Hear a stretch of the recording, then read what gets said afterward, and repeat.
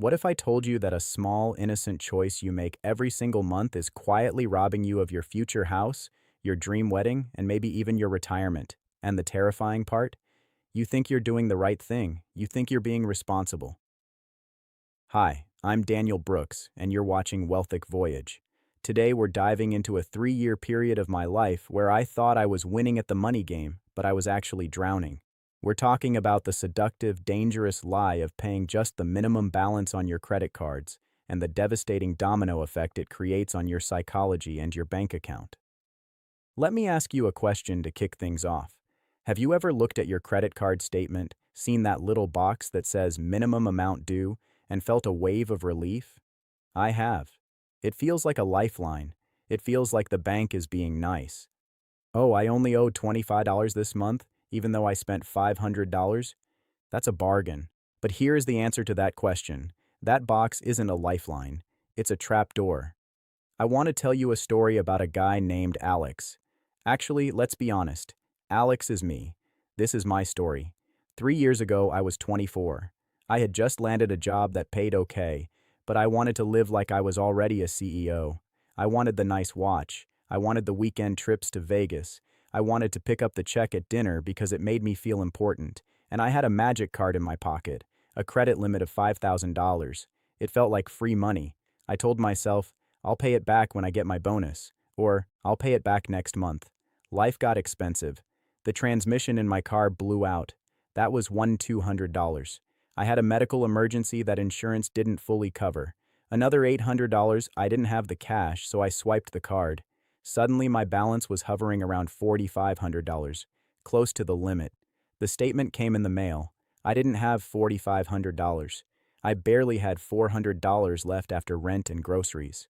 But then, I saw it. The minimum payment due, $45. My brain immediately rationalized it. Daniel, $45 is nothing. You can afford $45. If you pay $45, the bank leaves you alone. You're safe. You're current. So, I paid the $45 and I kept doing it, month after month, for 3 years. Do you know what happened during those 3 years? I felt like I was managing. I wasn't getting calls from debt collectors. My credit score was actually decent because I was making payments on time. I patted myself on the back. I thought, I'm handling my business. But let's look at the math that I was too scared to look at back then. Let's take a standard credit card scenario. Let's say you have $5,000 in debt at a fairly standard interest rate of 18%. Many of you might have rates even higher, 20%, 22%, even 25%. But let's stick to 18% for this example. The minimum payment is usually calculated as a percentage of the balance, often around 2% or $10, whichever is higher. If you pay the minimum only, do you know how long it takes to pay off $5,000? It's not 5 years. It's not 10 years.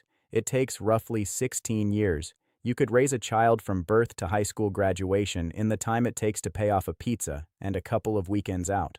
But wait, it gets worse. Remember, we are talking about the cost. Over those 16 years, you wouldn't just pay back the $5,000 you spent. You would pay nearly $6,000 in interest. You bought a $5,000 lifestyle, but you paid $11,000 for it.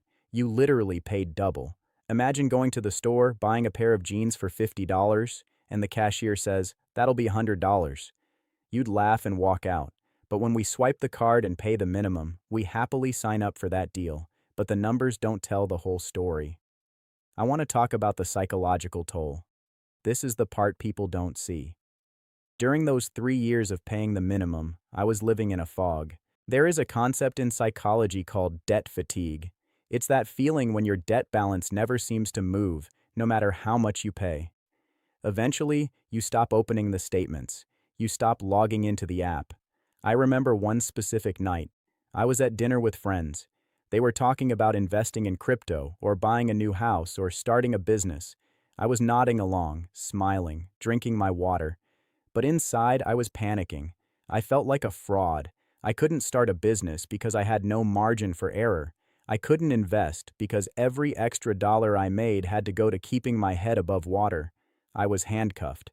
I was an indentured servant to my past self. Have you ever felt that? That you are working hard, showing up, grinding, but your net worth just won't budge? It's not because you aren't working hard enough.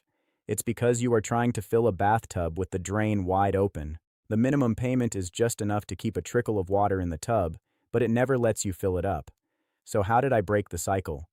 It wasn't because I suddenly got rich. I had a moment of clarity. I realized that the minimum payment was a suggestion designed to keep me in debt forever. The bank makes money when I pay slowly. They want me to pay $45 forever. I decided to run the numbers for my specific situation. I had about $6,000 spread across 2 cards. I was paying about $120 a month in minimums combined. That was $1,140 a year literally vanishing into interest. I asked myself, what if I stopped paying the minimum and started attacking the debt? I used the snowball method, which is a strategy where you list your debts from smallest balance to largest balance. You pay the minimum on everything, but you throw every single extra dollar you have at the smallest one. I cut my expenses. I stopped eating out for lunch. I canceled subscriptions I wasn't using. I found an extra $300 a month. I took that $300 and slammed it against my smallest card, which was about $800. It took me 3 months to kill that card. You know what happened when that balance hit zero? A massive weight lifted off my chest. I felt a rush of dopamine that was better than any shopping spree. Then, I took the minimum payment I used to pay on that card, plus the $300, and I threw it at the next card. This is the power of focus. When you pay the minimum, you are fighting a war on 5 different fronts with no ammo. When you attack one debt at a time, you bring the full force of your income to bear. Let's look at a real-life example of the difference this makes. Imagine you have $10,000 in credit card debt at 20% interest. Option A, you pay the minimum, let's say 2%. It takes you roughly 30 years to pay off, and you pay over $20,000 in total. You are enslaved to this debt until you're in your 50s or 60s. Option B, you decide you're done. You squeeze your budget and pay $500 a month. You know how long it takes to pay off $10,000 with $500 payments? 2 years. That's it. In 24 months, you are free. You go from 30 years of burden to 2 years of temporary sacrifice.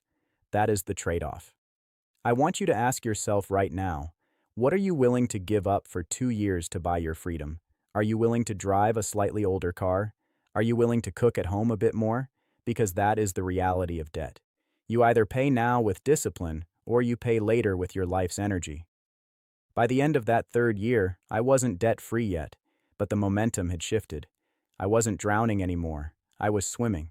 I could see the shore. I learned that paying the minimum isn't managing, it's surviving, and there is a massive difference. When you are just surviving, you are reactive. You are letting life happen to you. When you attack your debt, you become proactive. You take the wheel back. So, what is the takeaway I want you to hold on to today? Stop looking at the minimum payment due as a goal. Look at it as a warning light. It's the bank telling you, this is the absolute least you can do to stay our customer. Your life has a minimum payment, too. It's the bare minimum effort you can put into your health, your relationships, and your dreams to just exist. But you don't want to just exist. You want to live. If you only ever do the minimum required, you will eventually become the person who could have been great, but never quite got there because the interest on your laziness piled up too high. Pay more than the minimum on your debt. But more importantly, give more than the minimum in your life. Show up early, work a little harder, love a little deeper. Don't let interest on your past mistakes steal your future. Until next time, take control of your voyage.